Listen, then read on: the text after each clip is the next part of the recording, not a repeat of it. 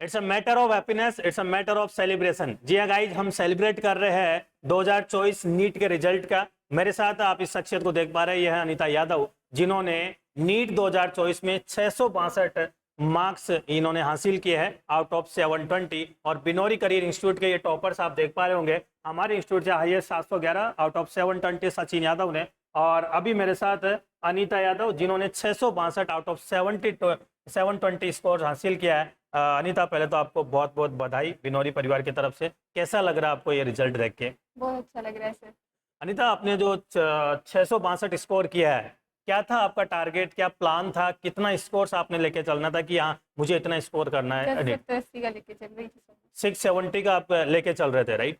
तो और ज़्यादा डिफरेंस रहा नहीं आपका, 8 मार्क्स का डिफरेंस रहा है।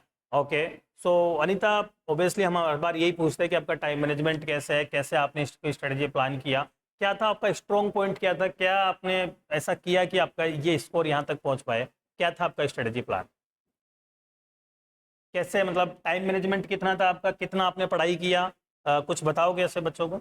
मेरा 6-7 घंटे का था सर। बस स्टडी करनी है और पेपर सोल्व करना, और पेपर के बाद में उसका एनालिसिस सबसे इम्पोर्टेंट है मेरे अकॉर्डिंग। ओके, तो 6 से 8 घंटे आपने ये कंटिन्यूटी बनाए रखी है आपने, बिल्कुल जब तक आपका पेपर रहता है तब तक आपने चलते रही। आपने जो सेल्फ स्टडी की है, आपने एग्जाम, आपकी जो क्लासेज है पहले ही खत्म हो गई 3 महीने पहले, राइट? तो आपने उस 3 महीने में कैसे अपने आप को प्लान बनाया, या फिर क्या आपने ज़्यादा पढ़ाई की है, क्या टेस्ट हर बार दिया, या फिर आपने कुछ प्लान बनाया कि यार ठीक है मुझे ये सब्जेक्ट पहले करनी है, तो कुछ ऐसा किया आपने? नहीं, सिलेबस टेस्ट के अकॉर्डिंग किया था। जिसका टेस्ट है वो सिलेबस कर लिया और फिर उसका पेपर दे दिया, पेपर एनालिसिस क्लास। तो टेस्ट एक आपका स्केल था कि उस टेस्ट के अकॉर्डिंग मुझे प्रिपरेशन करती रहेगी, और जो अपन टेस्ट ले रहे थे उसके अकॉर्डिंग है। क्या रहता था आपका स्पोर्ट्स टेस्ट में जो लास्ट के 3 महीने में? 650, 60, 70 यही था। तो 650 प्लस आपका स्कोर्स रहता था, राइट? तो इससे कम हुआ नहीं है, ऑब्वियसली हर बार इंक्रीज रहता है।